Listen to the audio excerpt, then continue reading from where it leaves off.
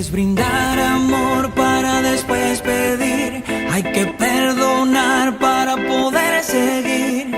Recuerda que tenemos solo un viaje de ida y hay que darle gracias siempre a la vida, a la vida, a la vida, a la vida.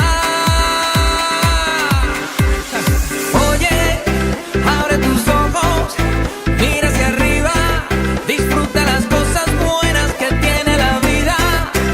Abre tus ojos, mira hacia arriba, disfruta las cosas buenas que tiene la vida.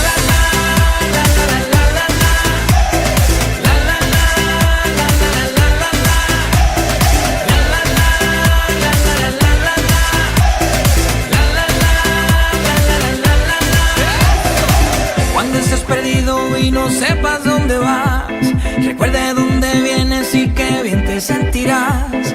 Siempre que llueve escampa son consejos de mamá, y con la bendición de tus ancestros llegarás.